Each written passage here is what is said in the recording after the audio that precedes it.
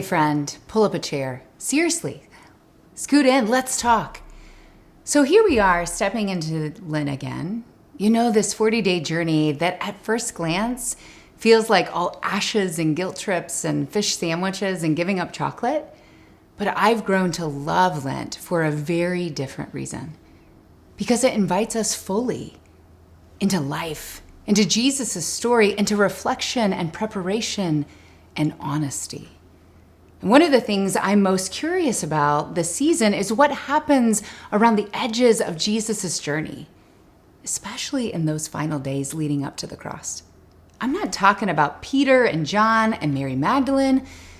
I mean, we know those names. We preach about them every Holy Week. I'm talking about the ones who usually stay in the margins of our Bibles, the ones who rarely make it into our church's Easter play, like Mary of Bethany.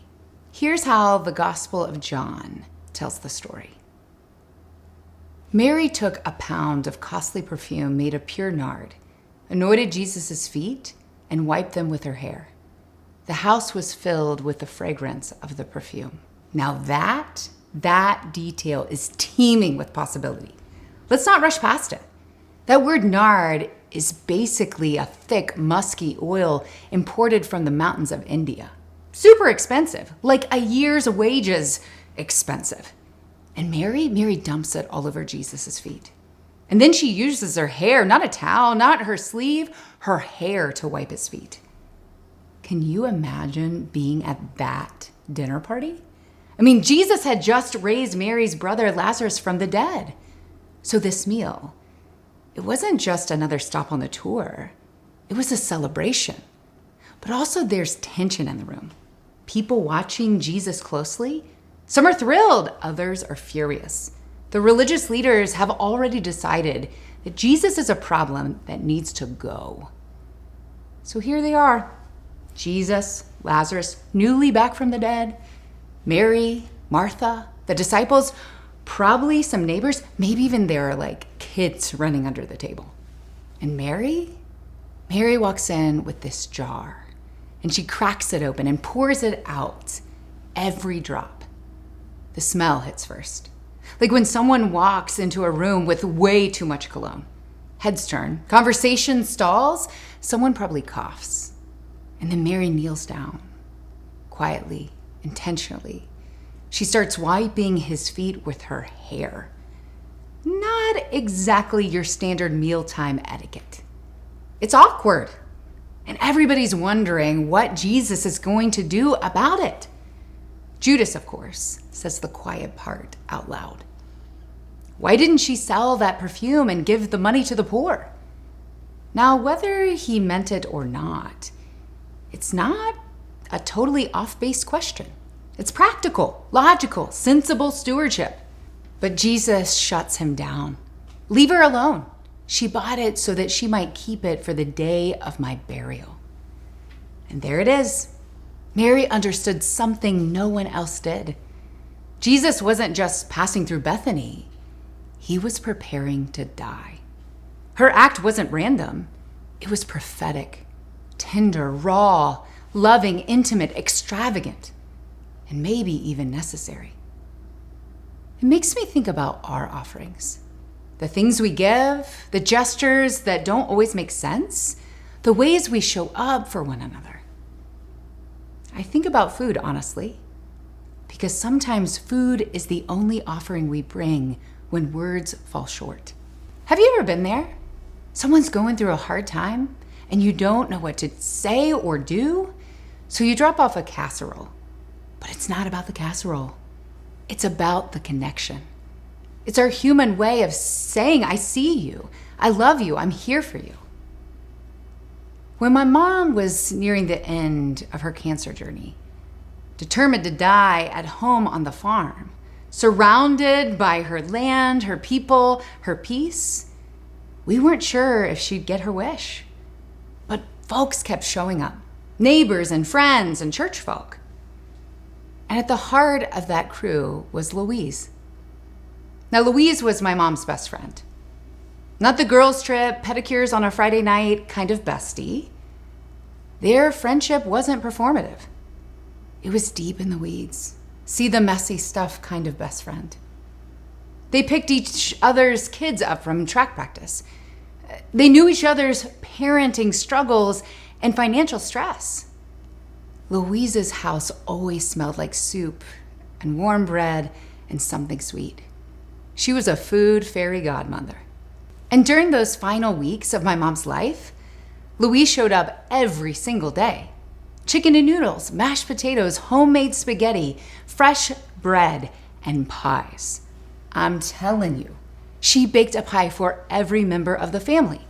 Cherry, coconut cream, pumpkin, apple, you name it. We had to tell visitors, if you're coming to set with Mom, you better eat a slice of pie. That food was Mary's perfume. It filled the house with love and comfort and presence. It was totally impractical, totally unnecessary, and yet totally holy. That makes me think of another moment, a different season, a different kind of offering. His name was Tom. Tom had been baptized as a baby, but felt like God was doing something new in him, so he wanted to be baptized again. I was a provisional elder in the United Methodist Church at the time, still not yet ordained. And I had this internal theological integrity struggle. Stress. United Methodists don't rebaptize. Once is enough because we believe God got it right the first time. I said, Tom, I can't rebaptize you. But what if I anoint you with oil instead? So I bought this old pottery jar from a local shop and filled it with Rose of Sharon anointing oil. Way more than I needed. Anointing oil goes a really long way. We gathered at the YMCA pool because baptism by immersion in Ohio in the winter, well, you gotta get creative. I poured the oil over Tom's head, a lot of oil. There was no way Tom was getting the smell of Rose of Sharon out of his clothes. And I encouraged everyone to lay hands on him and pray over him, and that smell, it was everywhere. And a few months later, Tom died unexpectedly of a heart attack. Only 46 years old, a husband, a dad, a business owner. And I can't tell you how grateful I am that we made space for his unlikely offering, that oil-soaked declaration of faith. That jar sits in my office, and you know what? It still smells like Rose of Sharon. And all of this brings me back to Mary. She didn't wait for approval. She didn't ask if the offering was practical. She just poured. She used what she had, a year's worth of wages, maybe her dowry, maybe her inheritance, and she gave it to Jesus. Not later, not when it made sense. No, right then. The smell filled the whole house. What if your offering, your gift, your story, your time could fill the space around you with a fragrance of grace? What if the thing you're holding back because it feels silly or impractical or too much is the very thing God is longing to receive? Mary teaches us that discipleship is not always tidy. It's not always strategic. Sometimes it's wasteful looking love. Sometimes it's messy generosity. Sometimes it's a pie for a dying friend or oil poured out over a man with a second chance. So I want to ask you, friend, what's your unlikely offering? Maybe it's a skill you've dismissed. Maybe it's a time you haven't known how to spend. Maybe it's a pie recipe, a listening ear, a photography talent, or the ability to fix cars or cut hair or tutor kids who need a little extra love. Maybe it's visiting someone who feels forgotten or sending a handwritten note that says, I'm thinking of you. The truth is, Jesus never asked for sensible gifts. He welcomed the fragrant ones, the messy ones, the gifts that don't compute, but are rooted in love. And that's the invitation of Lent. Not just to give up something, but to pour out something. So this week, take a little time. Ask yourself, what do I have to give? What is my unlikely offering? And don't be afraid to break the jar. because when you do, the room will smell like grace.